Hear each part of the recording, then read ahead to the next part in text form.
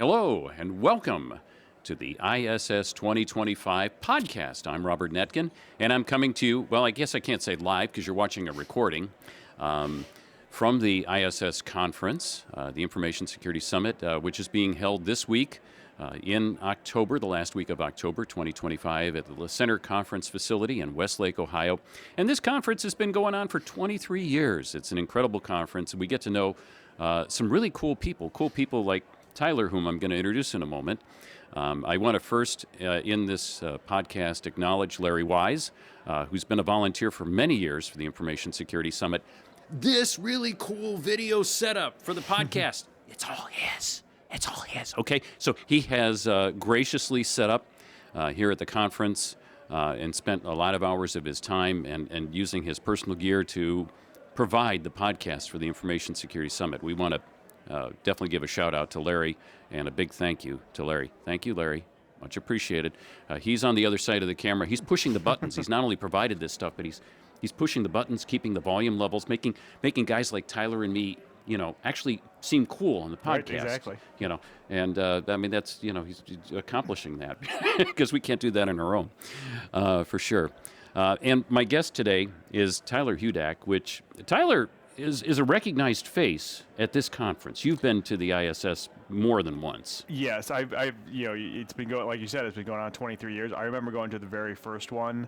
Oh, you're one of the originals. Yeah, I remember. The ISS is where I gave like my first big talk. It's where I first started teaching classes. So it's kind of holds a little kind of dear place in my heart. I haven't been able to go to every single one, but most of them. And you still remember us as you become incredibly successful and important. You haven't forgotten us. That's really cool. No, I've seen you, previous to working with Inversion 6 in your career, and you are now Director of Incident Response for Inversion 6. And Inversion 6 is one of the top companies in Northern Ohio in cybersecurity, as I recall. Yeah, we're a security services company. Have kind of like 4 different pillars where you value added reseller, fractional CISOs, MDR, and then me, the incident response, my team.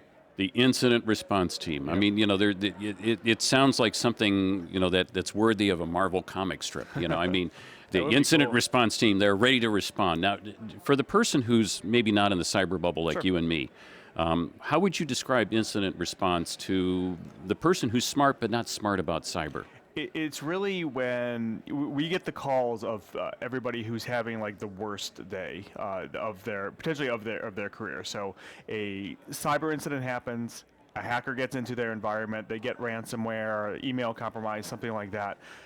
Me and my team, we get called in to help them get through that. We help them do forensics, figure out what happened, how did the attackers get in, how do we kick them out, did they steal data, and kind of get them on the road to recovery so that they can get back to that normal operations. And obviously, depending on the type of incident, that could be a day or two before they're back up, or maybe even hours, or it could be weeks if they're really down and they got hit with something like ransomware, which is typically devastating to an organization.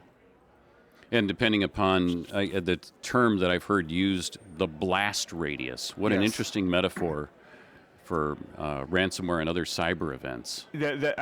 Yes, and that is a really good description of, I kind of refer to it as the scope of the incident, but blast radius is exactly it. It paints a really ugly visual. It does. I mean, really, you think of something that's like demolished, but metaphorically speaking, it is. It is. It really is. A lot of these attacks, they can be very devastating and damaging to an organization.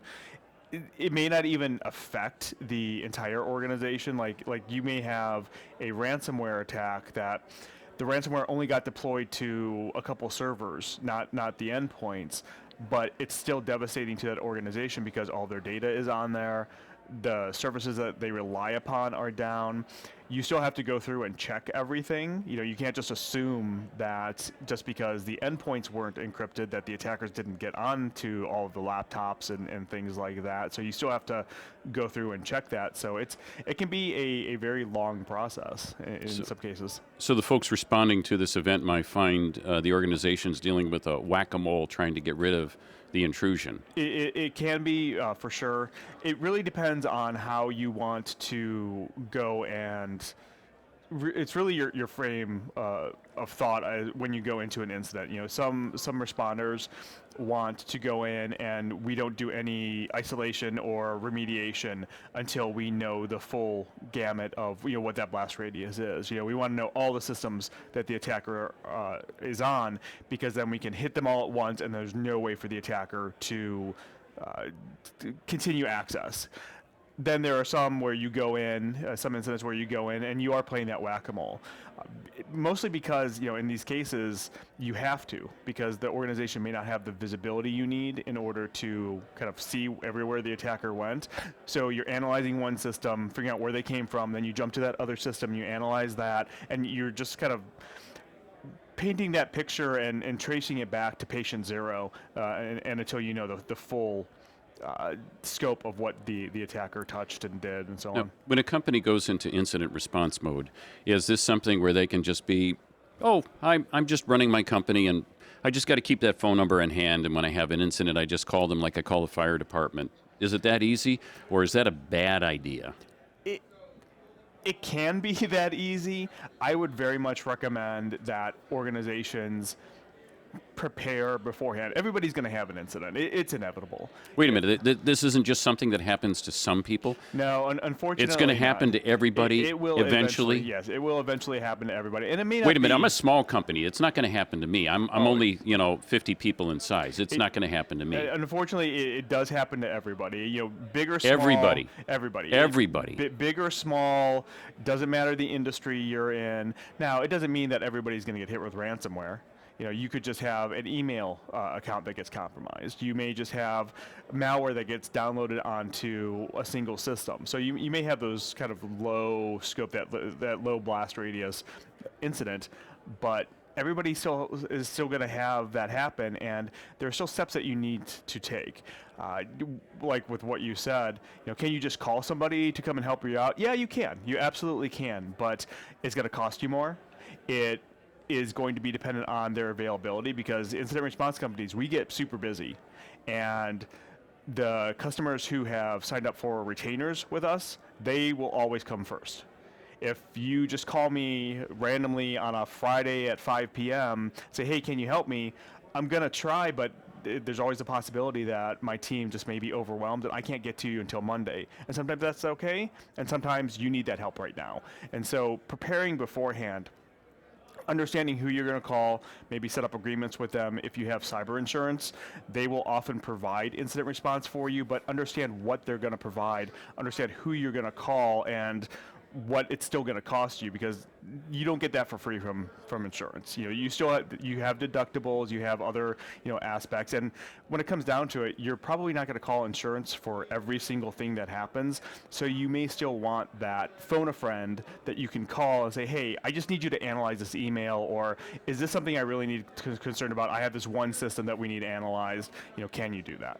So in terms of incident response, are you always just called in, or do you find yourselves working hand in hand with organizations that do monitoring, who are basically, say, the outsourced SIM resource, where somebody has a SIM and they've outsourced it to a company that ingests that SIM or maybe even runs that SIM externally? Do you work hand in hand with those types of organizations, or what is the nature of your setup? Yeah, all the time. So there is a really good relationship between SOCs or MDRs or whatever you want to call them, and incident response. I probably should pause for a minute, because we're security nerds and we're using a lot of jargon here. So let's define that for the folks who aren't security nerds. And the first one is, what's a SIM? So a SIM is a security incident and event manager. I SIEM. SIEM. It basically aggregates all, or not all, but a lot of events from an organization. So you have events on from your firewall, from your antivirus, from your servers. It sucks in the data from everything that's plugged in. Right, and then it correlates it, and then if it sees bad things based off of what use cases you've implemented, then you get an alert. And what's a SOC? SOC. What's a SOC? Security Operations Center. It can be either internal or external, but these are typically the people who are monitoring the security of the organization. They're watching that SIM. They're watching your firewalls, all of your other devices, and if they see something bad or potentially bad pop up, they're going to either respond to it or notify you, depending on how it's set up. But typically, SOCs, they have a limited scope.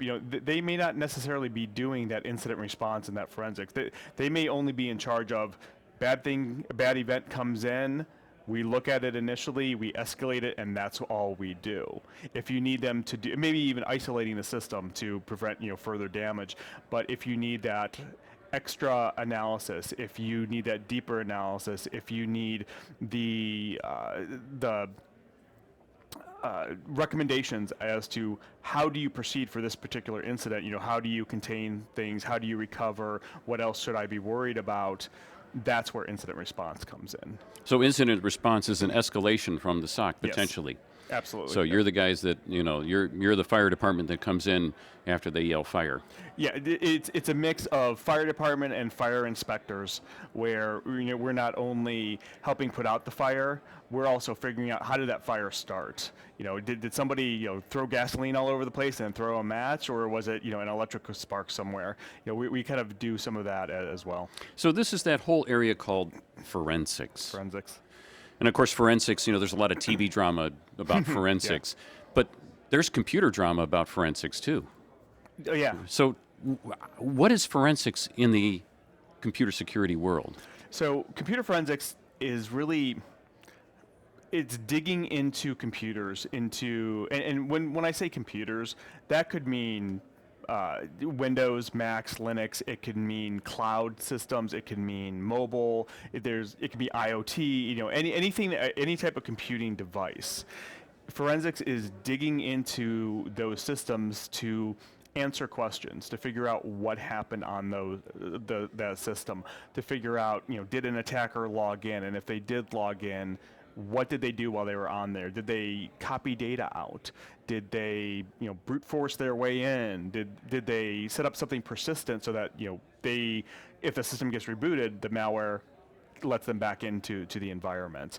It's really trying to figure out all of those answers, and that's, I think, a really good point to bring up around both incident response and forensics is you need to have questions in mind that you're trying to answer. You can go in blindly and just try to find everything, but you're going to be spending hours or days looking at a single system. And in an incident response scenario, you have to answer things as quickly as you can. You can't go into somebody who has ransomware and come up with the answers in 5 days. They probably need answers now. You have hours to try to figure out some of these things sometimes. Do you find yourselves stifled by non-technical barriers, such as the lawyer that says, oh, don't discover this because we'll have to tell somebody we discovered it? Yeah, and don't get me wrong. Lawyers, they have a role. They have a role. They have a purpose. Same with sometimes cyber they get insurance. carried away with that role. Yes. Same with cyber insurance. You do hit, or I do hit those technical barriers, especially on the legal side. If you look back, I would say even like a year ago, it was much easier to do incident response when you're working with legal. And I work with legal all the time. I work with cyber insurance all the time. It's more rare for me not to work with one of those during an incident with my clients. But you go back a year ago, you would get put under attorney-client privilege, which is normal. It's to help protect the organization. But you would still be able to kind of hand over information. I've seen a trend within the last, even like 6 months to a year where legal firms or the legal counsel on cases, they restrict what I can tell to clients, mostly because they don't want anything written down, because if something gets written down, even if it's under attorney-client privilege, there's always a chance that it could get subpoenaed or whatever if the client gets sued, and so they want to protect the client as much as possible, but that becomes a little bit more difficult for me to be able to convey to the client what's going on, what they need to do, and so on. And I remember one case where I was only allowed to give indicators of compromise to the client. Basically, this is the bad IP address. This is the user ID the attacker used. This is the name of the executable. Nothing else. And the client ended up firing their legal counsel for that. This is the only time I've ever seen that happen, but they fired their legal counsel because they wanted all of the information. That's interesting. Do you find organizations that are more proactive, and maybe that was a proactive action, but do you find organizations that are more proactive about engaging incident response, engaging SOC planning, et cetera, tabletop exercises, are less likely to encounter those scenarios where I think so. The legal folks get carried away? Yeah, I think so, because when you do those tabletop exercises, going through a mock incident to see how your processes work, whenever I run a tabletop exercise, I always recommend pulling in those third parties that you're going to rely on, especially legal, because then you're going to find out, what they're going to want, and it helps, if nothing else, set expectations in the beginning. The example I gave, that was an extreme example. It's only happened once in my career. Usually I can still convey information, I just can't hand it over to the client, so we do like almost like we create like a PowerPoint that has the bare information in it, the facts. We verbally talk about things in a little bit more detail, but if the organization has never gone through an incident or has never brought that up during like a tabletop exercise, then sometimes it's a little bit of a surprise to them. Because a lot of times what I get asked is, will you give us recommendations at the end of the incident? And if legal is involved, that answer is almost definitely no. Because if I give you recommendations, somebody's going to write those down, and then if you get sued, opposing counsel will definitely find those and use those against you. It's very frustrating. It has to be for organizations, because they're battling the bad guys, and now they're battling ourselves, if you think about it, in terms of this whole process, this ecosystem of the good guys trying to service organizations, where you have incident response, you have your internal staff, you have your legal counsel, you have potentially everybody who gets into a spitting match trying to point fingers of who's responsible. And the ones responsible are the bad guys. It's like, how do we work together to put that energy toward the bad guys and not ourselves? Maybe I'm thinking idealistically. Yeah, a little bit, but you're absolutely right, because I have seen in those cases or those incidents that I've worked where, let's face it, this is in organizations, in some cases, their worst day. And so they want to point a finger at somebody. And in the middle of an incident, it's really not, it's not beneficial to do that. Doesn't help anybody. It doesn't help anybody, because first off, everybody makes mistakes. If somebody clicked on something incorrectly or clicked on the wrong email and let an attacker in, what's going to happen if you fire them or you punish them? They're really, to me, it's a negative thing, because it means that the rest of the organization, once they find out that this happened, they're less likely to report things hey, I just clicked on this and I shouldn't have. It has a chilling effect. Right, exactly. Which is counterproductive. Yes, absolutely. And I've even to the organization and perhaps to the industry in general, because it may not be your organization, it may be friends of people who work for your company at another organization who say, oh, crap, so-and-so got fired over at such and such company, I better not say anything. Exactly, and you're absolutely right. And especially when you start working with like third-party organizations, if you like outsource your IT, and maybe the attackers came in through that supply chain, then what? You mean supply chains have problems? You mean the cloud provider might be the source of the security breach? It happens. I am shocked. I can tell. But I satirize that to say that that's not an uncommon scenario. It's not, especially if you have organizations that have direct access into your organization, even if it's just for like support purposes. I've worked numerous cases where either the outsourced IT organization was compromised and the attacker came in through that way, or I worked one case where it was just a vendor that was just supporting a single application, and they had like VPN access into the organization. Well, the attackers got onto that support systems, the support system, and tunneled into the organization that way. And the attackers, they're smart. They know when the support is normally going in. Sounds like Target all over again. Absolutely. It was the HVAC vendor that was the vector for the attacker to get into their credit card system over a decade ago, as I recall. Right, yeah. I mean, textbook case now. Yeah, and it happens all the time still. And so it's it's not the direct attack, it's that third party vector where they find out who's your supply chain, who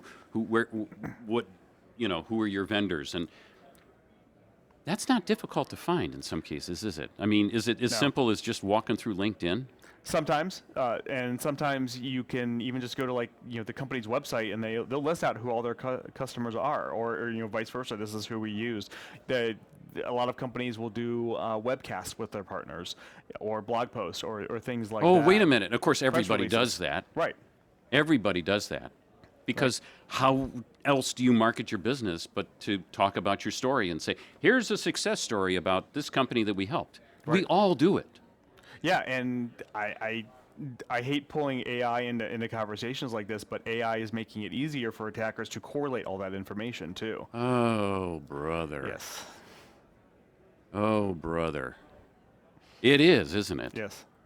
It can ingest everything. Right. I mean, let's face it, that's what it's really good at, and attackers are using it. I think, Wait a minute. Attackers are using artificial intelligence? All the time. We're seeing it more faster and more. Than we are? Yeah, because they don't, unfortunately, they don't have to go through the, approval processes that we all do. Attackers I've seen attackers use generative AI to help disguise their voices, to craft more legitimate looking phishing emails. Attackers even use like Grammarly on their emails, which is AI driven now. Grammarly's been out for years, and it's being driven by AI now. I mean, it was good before AI. Yeah, and it's even better now. But attackers are using all the same tools that we use in order to make things look legitimate and look better. And I don't think it's being used necessarily in some cases as much as people think. So, for example, one of the big attacks that's going on now are help desks are called by the attackers, and they basically pretend to be one of the employees. Of course, they figure this out through that LinkedIn. happened to the casinos. Yes, yeah, it's Scattered Spider, the threat actor. That's one of their MOs. Is they will call an organization, they will call the help desk, pretend to be a user, say, "Hey, I'm Mr. Important. You will reset my password." Exactly. I forgot my password. My cell phone broke. Here's my new cell phone. Can you add this to MFA? And they'll do it. And I've talked to organizations where the attackers, they're not using AI for that. They're not using generative AI to disguise their voices because they don't need to do that. The attack, the social engineering attacks, still work without the need for AI because people, especially on the help desk, their job is to be helpful. There's a classic video. It's maybe a little dated now, but it's on YouTube where you could probably Google it and look for the cell phone compromise where the young woman is calling the cell phone company saying, "Oh, my husband's out," and she clicks the WAV file of the baby crying in the background. Say, I'm trying to do this and I don't have all this information. By the end of this 5-minute session, she's got this Target cell phone transferred to her her new phone. She's taken over the account. Right. She's totally taken over the account. I'm sure you've seen the video. Yeah. Oh yeah. And it's eye-opening. It is, and those types of attacks, still happen. What's interesting is we were seeing threat actors adopt other threat actors' attacks. So that help desk scam, it kind of started with Scattered Spider and that particular group, but we're seeing because it's so successful, I talked to a client the other day where that happened, and it turned into a business email compromise, which I hadn't seen, that as the infection vector before, the compromise vector before. So it works. Attackers know it works, so they're going to use it. They're going to do everything they can to. Where do these attackers live? Everywhere. So I think everybody, when you think hacker, you think Eastern Europe, you think China, North Korea. Those are definitely the places where it happens. But one of the most successful groups, again, to talk about Scattered Spider, they've been extremely successful. A lot of them are teenagers in the UK and the US. And one of them was arrested recently. Yeah, one of them was arrested. It's an interesting case because they were arrested, and not when they were arrested, they were on bail for 3 other hacking cases, or something like that. So it wasn't like it was just like a one and done thing for them. They oh my God, and they're still doing it. And they're still doing it. Still somebody needs to take this kid's keyboard away. I think the parent said, "Well, we're monitoring his computer use." Obviously, not too well. Exactly. He's pretty good at hiding it. But this is. I mean, we're laughing about it, but this is a sad case. This doesn't sound like somebody who's going to be reformed anytime soon. No, but would you hire him? Probably not. I mean, cybersecurity has had a history of hiring people who may have had a different past, but have changed. And are now wearing white hats instead of black hats. This doesn't sound like one of those cases when he's had 3 prior convictions and he's still a teenager. Exactly, and there's always the concern. Information information security. There's a huge trust factor there. Heck yeah. You need to trust who you're working with. You need to trust who the teams you're bringing in are. And if you bring in somebody like that, you're going to have to really be sure that you can trust them, and there's always that doubt, especially if you're working on the incident response side, because we get access to information that's extremely sensitive.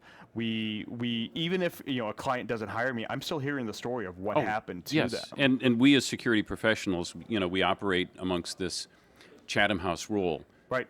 We share stuff. We are very careful with attribution. I talk about the casinos. I've talked to security professionals all over the U.S., and I have, through those conversations, learned information about those particular events in the normal course of my day job. And I know that all the other security, we talk at these conferences. Right. I talk to my peers at other incident response organizations. I don't know who their clients are, but I know the incidents that they're working and what they're seeing, because we share all the information so that we can better detect and respond to incidents. Do the bad guys share information too? Absolutely. You can just find on the darknet multiple hacking sites, Telegram channels that you can join. They absolutely share information. So wait a minute. If the bad guys are talking to each other, maybe companies should send more people to conferences. I agree. A little plug for the Information Security Summit and other security conferences. I mean, I say that in a satire way, but it's true. It is. It's true. I mean, how else do we get the information? How else do we learn this knowledge? Right. So as we wrap up here, because we've covered a lot of, and Tyler, you and I could talk for hours. We're security nerds.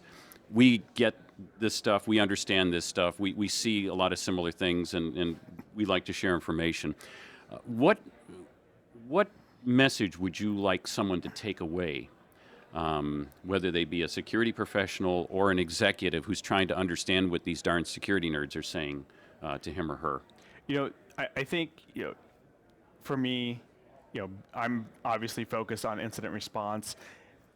Talk internally with in your organization and find out, are you prepared for an incident? Do you have an incident response plan? And once you have that documentation, once you have those plans in place, or at least somewhat available, test them out. Go through a tabletop exercise, and just it can even be like an hour long. Saying, let's pretend we have this email account compromise. How would we respond to it? We found out the attackers, took some sensitive emails. How are we communicating that? Who do we call for things like that? Just so you kind of walk through the steps. It's the fire drill. Incident response is more than just having a Post-it note with the phone number. Yes. I'm Robert Nettgen with Tyler Hudak here at the Information Security Summit 2025, talking about incident response and hoping that you are prepared when you have to respond to that incident.